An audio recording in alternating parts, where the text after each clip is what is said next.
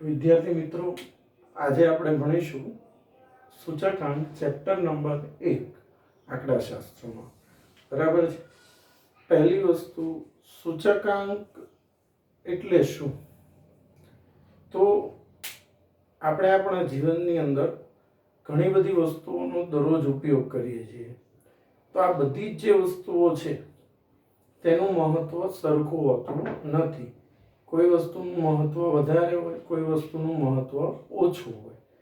તો આ બધી જ વસ્તુઓને સાથે રાખીને જે એક સામાન્ય આંક શોધવામાં આવે છે તેને સૂચકાંક કહે છે. એટલે કે સૂચકાંક શું છે? ઘણી બધી વસ્તુઓને સાથે રાખીને તેનો જે એક આંક સામાન્ય શોધવામાં આવે તે સૂચકાંક છે. હવે સૂચકાંક જે આ ચેપ્ટર છે બોર્ડની પરીક્ષામાં 10 માર્ક્સનું પૂછાય છે. બરાબર છે. 12 માર્ક્સનું, sorry, 12 marks, MCQ 1 mark, 2 mark, 3 mark અને 5 માર્ક, ટોટલ 12 માર્ક્સના પૂછાય છે દાખલા અને પ્રશ્નો આમાંથી. તો સૌપ્રથમ આપણે સૂચકાંક માટે જે અગત્યની બાબતો છે એ શીખીએ છીએ. સૌપ્રથમ અહીંયા હું 2 વર્ષ લખું છું. એક છે 1999 અને બીજું છે 2014. તો આમાં જૂનું વર્ષ કયું છે અને નવું વર્ષ કયું છે? તો 2014 એ નવું વર્ષ કહેવાય અને 1999 એ જૂનું વર્ષ. તો જે 1999 છે જૂનું વર્ષ છે, 2014 એ નવું વર્ષ છે.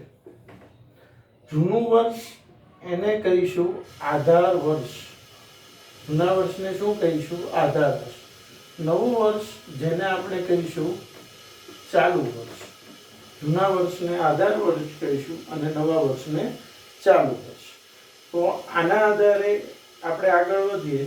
તમને કોઈ પણ આવું જ્યારે પણ કોઈ દાખલો જેમાં 2 વર્ષ આપેલા હોય, જેમ કે અહીંયા હું 2014 અને 2018 લખું, તો તમે સમજી શકો આ જૂનું વર્ષ છે અને આ નવું વર્ષ છે. જૂનું એટલે આધાર વર્ષ, નવું એટલે ચાલુ વર્ષ. તો આગળ વધીએ. ભાવ. ચલો, ભાવ માટે અંગ્રેજીમાં કયો શબ્દ છે? પ્રાઇસ. અને જથ્થો, તો જથ્થાને ઇંગ્લિશમાં શું કહેવાય? ક્વોન્ટિટી. પ્રાઇસ અને ક્વોન્ટિટી. પ્રાઇસ માટે આપણે P અને ક્વોન્ટિટી માટે આપણે Q વાપરીશું. હવે આના આધારે આપણે આગળ વધીએ. તો હું 2 વસ્તુ લખું છું. એક 1999 અને 2014. તો 1999 નો જે ભાવ હોય એને આપણે આધાર વર્ષનો ભાવ, અને આધાર વર્ષનો ભાવ એટલે એને P0 કહીશું. અને નવા વર્ષનો ભાવ એટલે 2014 નો ભાવ, તો એને આપણે શું કહીશું? P1. જૂનું એટલે 0 અને નવું એટલે 1. એ જ રીતે આ ભાવની વાત કરી તો જથ્થામાં પણ 2010 અને 2014 લખીશું. તો જૂનો જથ્થો અને નવો જથ્થો. તો જૂનો તો Q0 અને નવો તો Q1. તો આના આધારે 4 વસ્તુ ક્લિયર થાય છે. કઈ 4 બાબતો આપણે આના આધારે સમજી શકીએ છીએ? જો ભાવને શું કહેવાય ઇંગ્લિશમાં? ફરીવાર પ્રાઇસ. પ્રાઇસ માટે કયો શબ્દ આવશે? P. જથ્થો અંગ્રેજીમાં કહેવાય ક્વોન્ટિટી, એટલે એના માટે શું આવશે? Q. હવે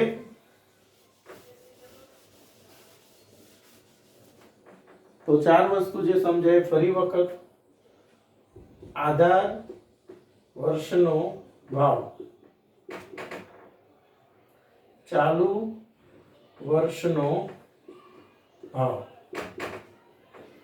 આધાર વર્ષનો જથ્થો અને ચાલુ વર્ષનો જથ્થો. ચાલુ આધાર વર્ષનો ભાવ તો એને કહીશું P0. ચાલુ વર્ષનો ભાવ તો P1. આધાર વર્ષનો જથ્થો Q0, ચાલુ વર્ષનો જથ્થો Q, બરાબર છે. હવે જોઈએ આગળ. તો આ દરેક વિદ્યાર્થી આટલી વસ્તુ કમ્પલસરી લખી લે બુક્સમાં, જેથી કરીને કોણ જૂનું, કયું વર્ષ જૂનું કહેવાય, કયું નવું કહેવાય, એ આપણને ખ્યાલ આવે.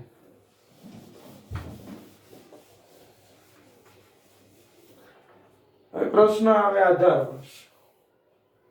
તો આધાર વર્ષ પસંદ કરવાની રીતો. તો આધાર વર્ષ પસંદ કરવાની બે રીત છે. કેટલી રીત છે? બે. એક છે અચલ આધારની રીત,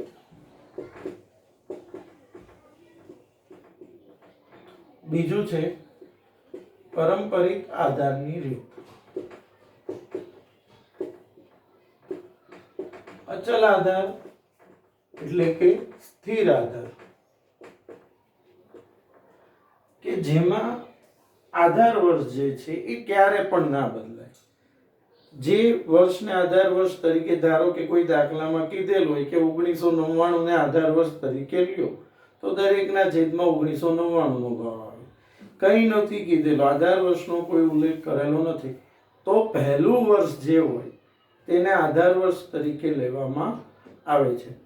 તો હવે અચલ આધાર એટલે સ્થિર આધાર, અને બીજું છે પારંપરિક, કે જેમાં દર વર્ષે આધાર વર્ષ બદલાતું રહેશે. 1999 નો સૂચકાંક શોધો છો તો 1998 આધાર વર્ષ કહેવાય. 2000 નો સૂચકાંક તો 1999, એટલે જે વર્ષ હોય તેની પહેલાનું જે વર્ષ છે તેને આધાર વર્ષ તરીકે લેવામાં આવે છે. તો આધાર વર્ષ પસંદ કરવાની કેટલી રીતો છે? બે. કઈ બે રીતો છે? એક અચલ આધારની રીત અને બીજું પારંપરિક આધારની રીત. તો સૌપ્રથમ હવે આપણે આ બંને રીતના દાખલા ગણીશું, કે અચલ આધારની રીત અને પારંપરિક આધારની રીત.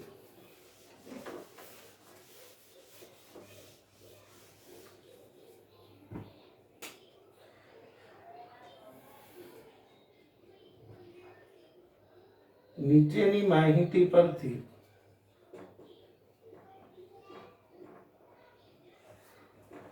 અચલ આધાર અને પારંપરિક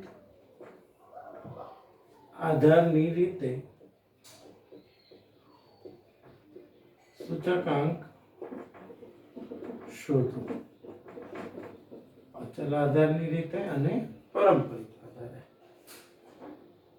વર્ષ અને ભાવ. વર્ષ 1999, 2000, 2001, 2002 અને 2003. ભાવ છે 5, 10, 20, 40 અને 50. તો સૌપ્રથમ શું પ્રશ્ન છે? બે રીતે દાખલો છે, એક અચલ આધારે અને બીજું પારંપરિક આધાર. તો અહીં આપણે લખીશું અચલ આધારે સૂચકાંક.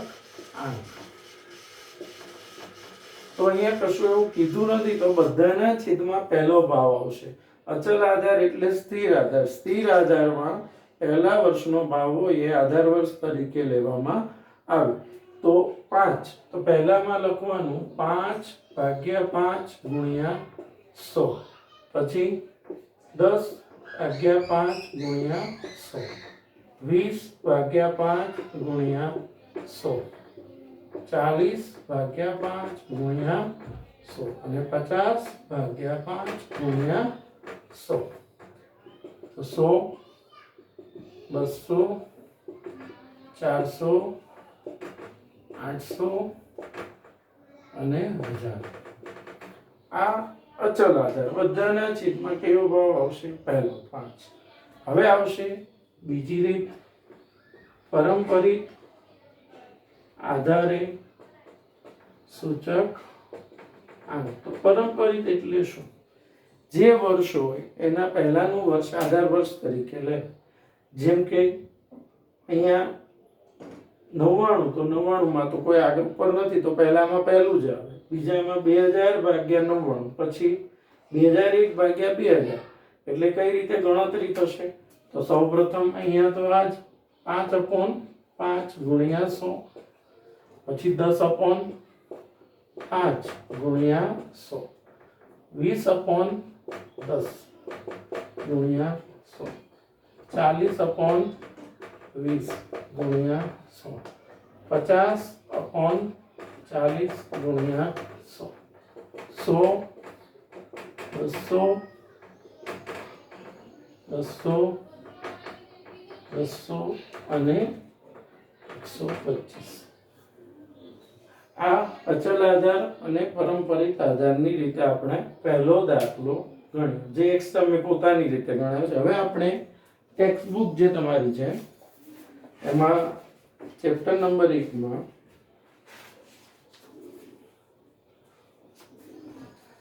ઉદાહરણ નંબર 1 એ ગણીશું, બરાબર છે? તો ઉદાહરણ 1 ની જે રકમ છે તમે બધા તમારી પાસે ટેક્સ્ટ બુક જે છે એમાં જોઈ શકો છો. કોઈ એક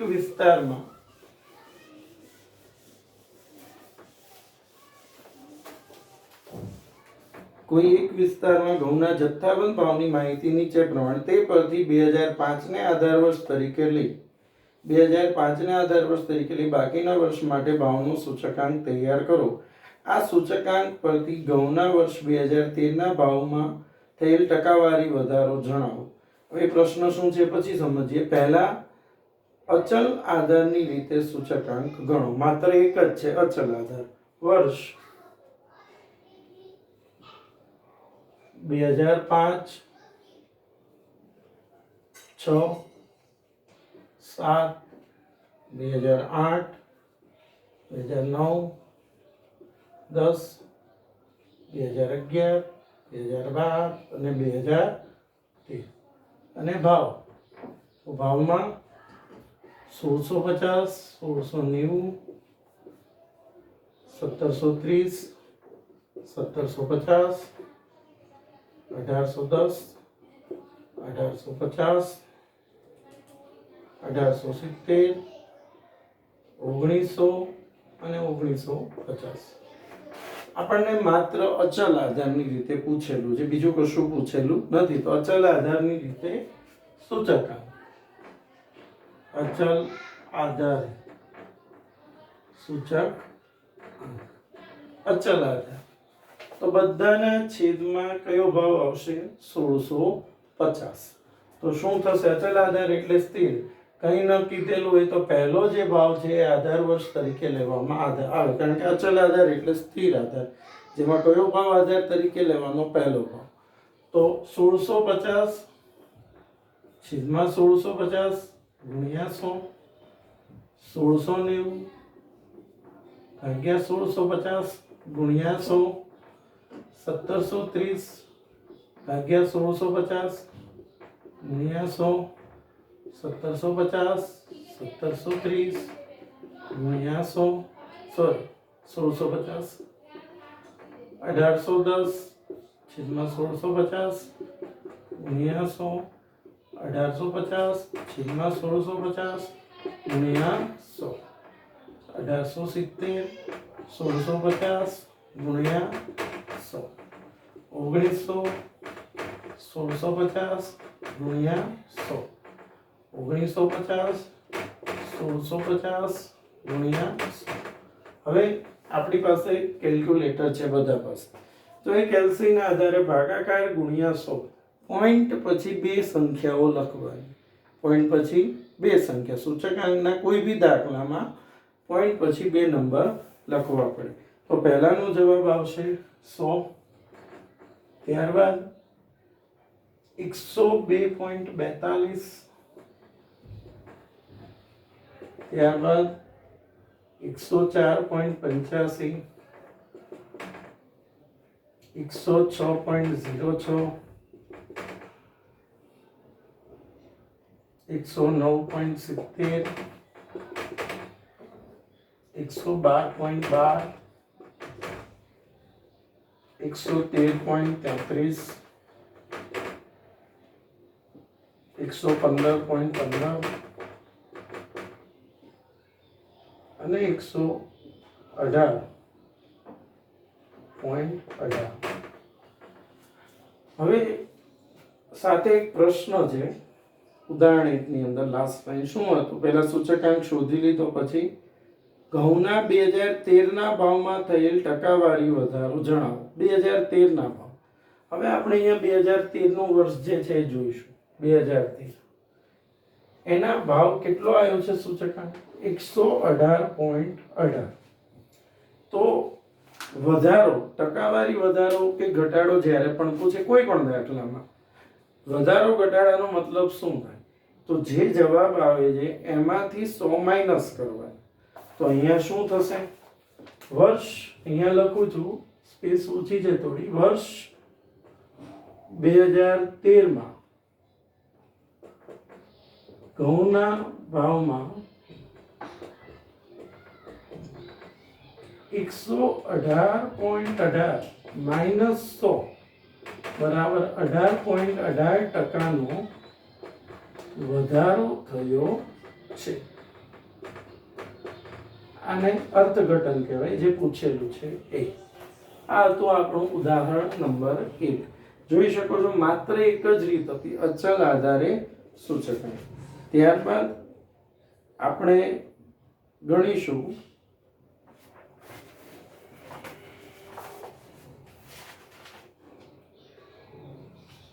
ઉદાહરણ નંબર 3. હવે આ જે ઉદાહરણ 3 છે એની રકમ આપણે જોઈશું. તો ઉદાહરણ નંબર 3.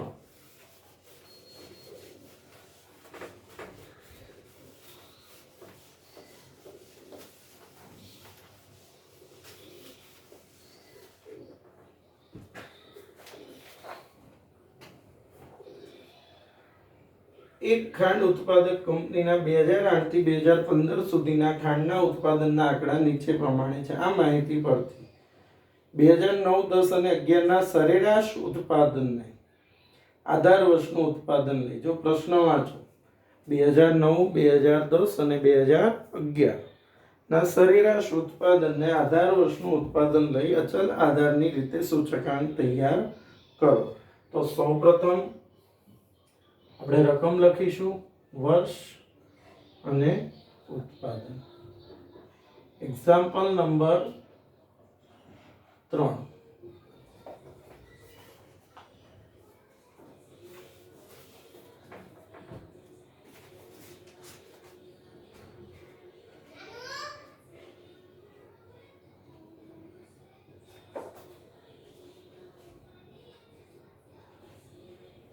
વર્ષ અને ઉત્પાદન. વર્ષમાં 8, 2009, 2010, 2011, 8, 2013, 2014 અને 2015. 186, 196, 202, 214, 220, 216, 226, 230.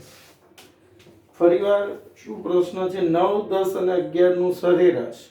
જો આમાં આધાર વર્ષની જગ્યાએ શું કીધું છે? કયા 3 વર્ષની સરેરાશ? 2009, 2010 અને 2011. તો સૌપ્રથમ અહીંયા આપણે સરેરાશ શોધીશું. તો ત્રણેય વર્ષના ભાવનો સરવાળો. તો કયા વર્ષનું છે? 9, 10 અને 11. તો 9 માં કેટલું છે? 196 વત્તા 202 વત્તા 214 ભાગ્યા 3. તો ત્રણેયનું જે ટોટલ છે એ થશે 612 છેદમાં 3 204. તો જો આ અને પહેલા દાખલામાં શું ફરક છે? પહેલું ઉદાહરણ એમાં શું હતું? કંઈ નહોતું કીધું. તો આપણે પહેલા વર્ષને આધાર વર્ષ તરીકે લીધું. સ્પેસિફિકલી કીધેલું છે. શું કીધું છે? કે 2009, 10 અને 11 ના ભાવની સરેરાશ. તો ત્રણેયનો ભાવનો સરવાળો અને એની સરેરાશ. તો એની જે સરેરાશ છે કેટલી આવે છે? 204. તો બધાના છેદમાં કેટલા આવશે? 204. તો અહીંયા લખીશું અચલ આધારે સૂચકાંક, અચલ આધારે સૂચકાંકમાં 186/204 ગુણ્યા 100, 196 204 ગુણ્યા 100, 202 204 ગુણ્યા 100, 214 204 ગુણ્યા 100, 220 204 ગુણ્યા 100, 216 204 226 204 ગુણ્યા 100, 230 204 ગુણ્યા 100. હવે આના જે જવાબો છે કેલ્સીમાં આપણે ગણીશું કે 91.18, 96.08. મેં પહેલા પણ કીધું છે કે પોઈન્ટ પછી બે નંબર લખવાના. 99.02, 104.90, 107.84, ત્યારબાદ 105.88, 110.78, 112.75. બરાબર છે. આ છે ઉદાહરણ નંબર 3. દરેક વિદ્યાર્થી કોપી કરી લે. ખાસ આ સરેરાશ છે એ શોધવી પડે જ્યારે પૂછેલું હોય ત્યારે. બરાબર છે. હવે આ દાખલા 2 પૂરા થયા, ઉદાહરણ 1 અને ઉદાહરણ 3. હવે જે આપણે પરંપરિત આધારની રીત, જે પહેલા જ દાખલામાં મેં તમને એનું સ્ટાર્ટઅપ આપ્યું હતું કે કઈ રીતે, તો એ પરંપરિત આધારને સૂચકાંકનો જે ઉદાહરણ છે એ છે ઉદાહરણ નંબર 4. તો હવે આપણે ઉદાહરણ નંબર 4 ગણીશું.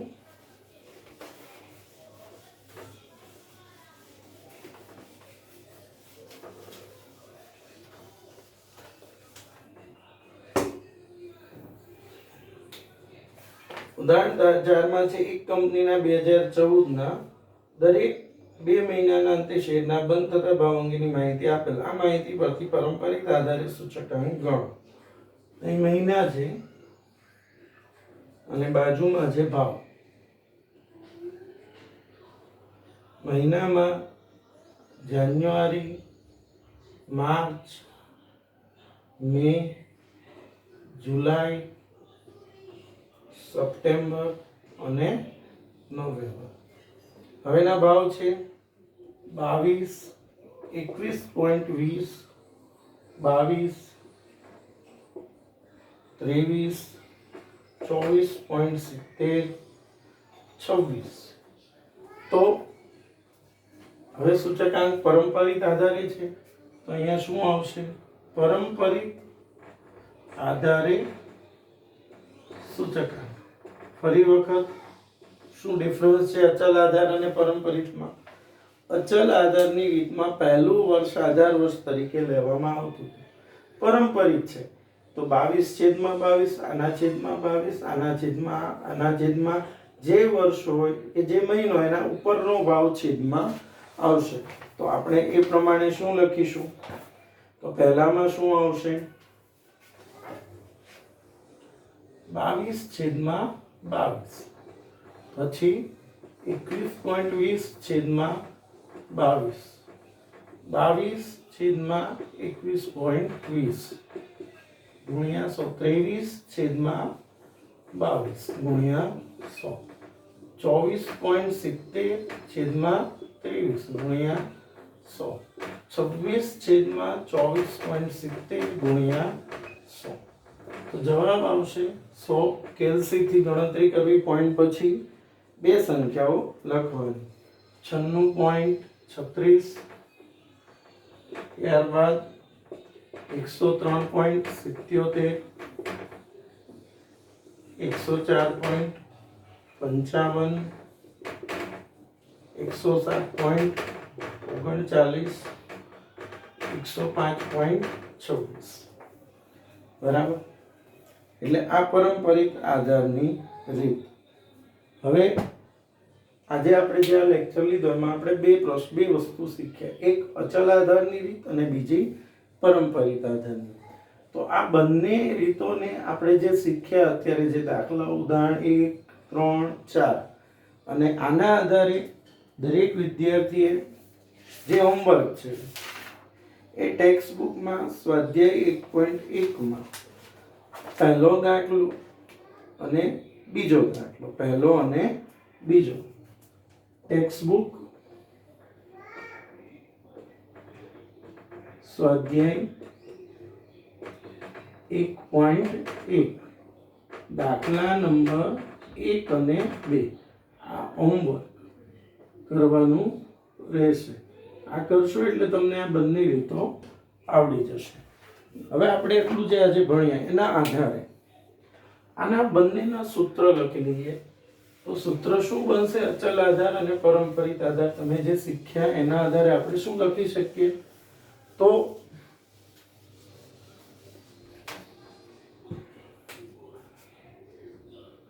અચલ આધારે સૂચકાંક બરાબર ચાલુ વર્ષનો ભાવ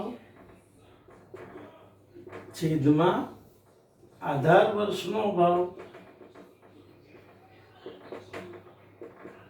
ગુણ્યા 100. અને પરંપરિત આધારે સૂચકાંક, પરંપરિત આધારે સૂચકાંક બરાબર ચાલુ વર્ષનો ભાવ છેદમાં અગાઉના વર્ષનો ભાવ ગુણ્યા 100. આ બંને સૂત્ર એક માર્ક્સમાં પણ પૂછી શકાય અને આપણે જ્યારે દાખલો ગણીએ ત્યારે ઉપર પણ લખવું જોઈએ. બરાબર છે? તમને જો આ વિડીયો પસંદ આવે તો સબસ્ક્રાઇબ કરો, શેર કરો. Thank you.